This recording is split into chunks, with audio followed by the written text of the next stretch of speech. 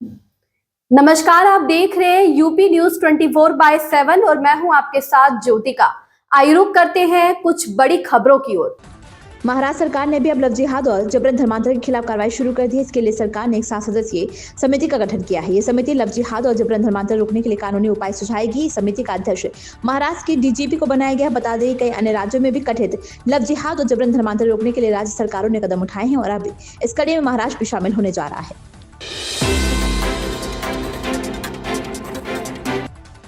भारत के पूर्व स्पिनर रविचंद्रन अश्विन ने इंग्लैंड के खिलाफ 2013 चैंपियंस ट्रॉफी फाइनल मैच के दौरान एमएस धोनी की ऑन फील्ड रणनीतिक प्रतिभा को याद किया और कहा कि वे जोनाथन ट्रॉट को आउट करने की एमएस धोनी की सलाह से हैरान रह गए थे। प्रधानमंत्री नरेंद्र मोदी अपने 2 दिवसीय अमेरिकी दौरा पूरा कर वापस भारत आ चुके हैं। पीएम मोदी और राष्ट्रपति ट्रंप के बीच जो समझौते हुए हैं और जिस तरह से दोनों नेताओं के बीच गर्मजोशी देखने को मिली है, उनकी अमेरिकी मीडिया में खूब चर्चा हो रही है। और अमेरिका के प्रमुख मीडिया हाउस CNN ने तो पीएम मोदी की जमकर तारीफ की है और उन्होंने बेहतरीन वार्ता कर बताया है। CNN ने लिखा है कि दुनिया के अन्य नेताओं को भी पीएम मोदी से सीखना चाहिए कि किस तरह से ट्रंप के साथ बातचीत की जानी चाहिए। छत्तीसगढ़ के सीएम विष्णुदेव साय कहते हैं, खरिया समुदाय के लोग हर साल 14 और 15 तारीख को अनुसूचित जनजाति में शामिल होने का जश्न मनाते हैं। मैंने इस उत्सव में हिस्सा लिया और खरिया समुदाय से लोगों की मुलाकात की। हमने अपने शासन के 13 महीनों में पीएम मोदी की लगभग सभी गारंटी को पूरा किया है। देखिए, खड़िया समाज के साथ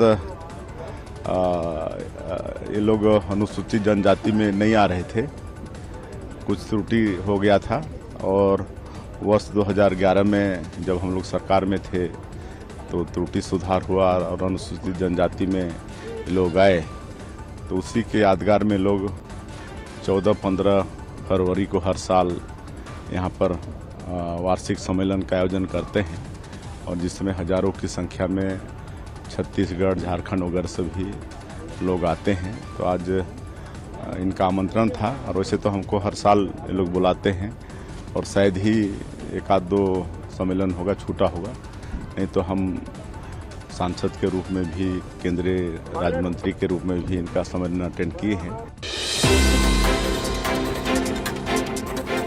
मुख्यमंत्री योगी आदित्यनाथ ने प्रयागराज महाकुंभ में स्नान के बाद वाराणसी और अयोध्या जाने वाले श्रद्धालुओं के लिए ट्रैफिक जाम में फंसने का संज्ञान लेते हुए कहा कि कहीं भी जाम की स्थिति होने पर अधिकारी जिम्मेदार होंगे। शुक्रवार को अपने सरकारी आवास पर महाकुंभ की व्यवस्थाओं की समीक्षा के दौरान उन्होंने वरिष्ठ अधिकारियों को फील्ड में उतरकर व्यवस्था दुरुस्त करने के निर्देश दिए हैं।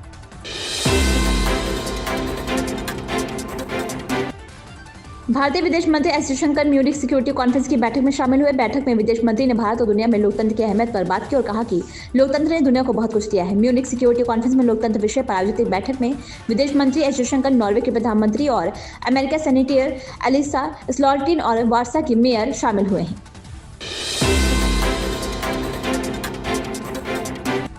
साल 2019 में अक्षय कुमार की फिल्म केसी सुपरहिट साबित हुई थी। अभी केसी चैप्टर 2 में नजर आएंगे। फिल्म मार्च में होली के अवसर पर रिलीज होने वाली थी, लेकिन अब ऐसा नहीं होगा।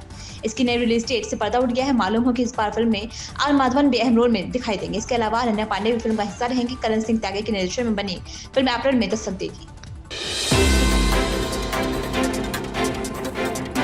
तमिलनाडु के मुख्यमंत्री और सत्ताधारी डीएमके के अध्यक्ष एम.के. स्टालिन ने शनिवार को आरोप लगाया है कि एआईएडीएमके के महासचिव पद्दापड्डी के पलानीस्वामी इन दिनों भाजपा की भाषा बोल रहे हैं। उन्होंने आरोप लगाया कि भाजपा और एआईएडीएमके मिले हुए हैं। स्टालिन ने केंद्रीय बजट में तमिलनाडु की अनदेखी करने का भी आरोप लगाया और कहा कि बीते कुछ वर्षों से राज्य को कोई फंड नहीं मिला है।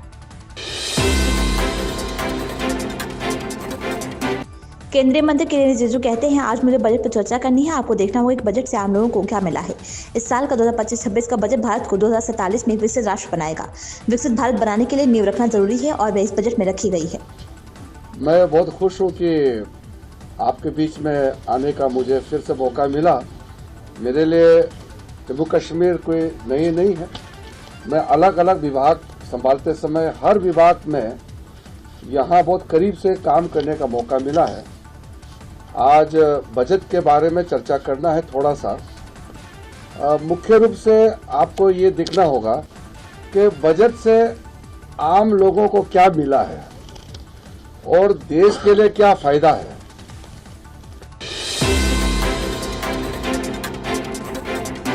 अमेरिका में अवैध रूप से रह रहे भारतीय नागरिकों को भारत भेजने मामले में एक नया विवाद शुरू हो गया। ये विवाद अवैध प्रवासियों के विमान के अमृतसर में उतरने को लेकर खड़ा हो गया है, जहां पंजाब के सीएम भगवंत मान ने आरोप लगाया है कि आखिरकार अमेरिका से भेजे जा रहे अवैध प्रवासियों का विमान पंजाब में क्यों उतारा जा रहा है।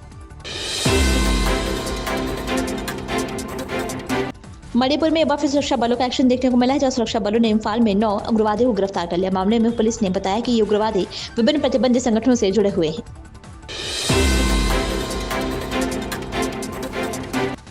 उपराष्ट्रपति जगदीप धनखड़ ने आश्चर्य व्यक्त किया है कि भारत के मुख्य न्यायाधीश वैधानिक प्रावधान होने पर भी सीबीआई निदेशक जैसे कार्यकारी नियुक्तियों में कैसे शामिल हो सकते हैं।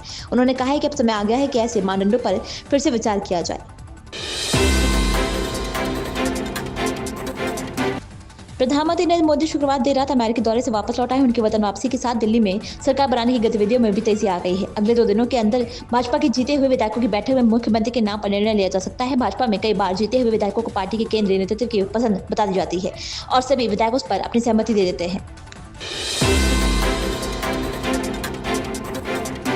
अमेरिका में अवैध भारतीय अप्रवासियों को अमृतसर ले जाने वाली उड़ानों के बारे में पंजाब के मुख्यमंत्री भगवंत मान के बयान पर कांग्रेस नेता सुब्रत शरनेत का कहना है, पिछली बार आए हुए अधिकांश निर्वासित लोग गुजराती थे। हम निश्चित रूप से पूछेंगे कि विमान अमृतसर में क्यों उतारा गया, गुजरात में क्यों नहीं। पीएम नरेंद्र मोदी ने हमारे लोगों के साथ अमानवीय व्यवहार का मामला अमेरिकी राष्ट्रपति के सामने क्यों नहीं उठाया। सरकार की विदेश नीति विफल रही है। ये बात अपने आप में बहुत सारे सवाल उठाती है कि पिछली बार जो 104 लोगों को लेकर विमान आया था उसमें अधिकांश गुजरात के लोग थे। वो विमान यहाँ क्यों आया, वो विमान पंजाब क्यों आया, वो गुजरात क्यों नहीं गया, ये सवाल तो अपने आप में पूछे जाएंगे। लेकिन मुझे उससे ज़्यादा बड़ी तकलीफ इस बात की है कि जब कल नरेंद्र मोदी जी से ये सवाल पूछा गया और राष्ट्रपति ट्रंप के साथ वो मौजूद थे, तो उन्होंने एक बार भी जो हमारे लोगों के साथ प्रताड़नाएं हुई, जो हमारे लोगों को डिटेंशन सेंटर में डाला गया, जो 40 घंटे तक उनको हथकड़ी लगाई गई, बेड़ियां लगाई गई, महिलाओं तक को नहीं बख्शा गया, उसमें बच्चे थे, उस मुद्दे को उठाया ही नहीं उन्होंने। आप देश के प्रधानमंत्री थे, इतनी अमानवीयता हमारे लोगों के साथ हुई, आपने उस मुद्दे को ही नहीं उठाया। तो सरकार की विदेश नीति पूरी तरह से विफल है। असलियत यह है कि आज सरकार टेस्ट पर है कि क्या आज भी हमारे लोग ऐसे ही बेड़ियां और हथकड़ी लगा के लगाए जाएंगे और सरकार मूक दर्शक बनी रहेगी। कल मोदी जी ने मूक दर्शक बनना कबूला था। कांग्रेस अध्यक्ष मल्लिकार्जुन खड़गे ने पार्टी में व्यापक संगठनात्मक फेरबदल किया है। 6 महासचिवों और प्रभारियों को बदल दिया गया है, जिसमें दिग्गज नेता दीपक बबारिया और मोहन प्रकाश भी शामिल थे तथा 2 नए महासचिव और 9 प्रभारी नियुक्त किए गए। छत्तीसगढ़ के पूर्व मुख्यमंत्री भूपेश बाघेल को पंजाब का प्रभारी महासचिव बनाया गया है। वहीं पूर्व महासचिव बीके हरिप्रसाद हरियाणा का प्रभारी नियुक्त किया गया है। इस मुकाबले में टॉस हारकर पहले बल्लेबाजी करने उतरी गुजरात जॉयंट्स ने बेथ मुनी और एशले गार्डनर की अर्धशतकीय साझेदारी के बदौलत 20 ओवर में 5 विकेट पर 201 रन बनाए। जवाब में गत चैंपियन टीम ने एलिस पेरी और ऋचा घोष की अर्धशतकीय पारियों के दम पर 18.3 ओवर में 4 विकेट पर 202 रन बनाए और मुकाबला अपने नाम कर लिया। इन खबरों में बस इतना ही। बने रहिए यूपी न्यूज 24/7 के साथ। अगर आपको ये खबर पसंद आई हो तो हमारे चैनल को लाइक, सब्सक्राइब और शेयर करें और हमें अपनी राय कमेंट में जरूर बताएं।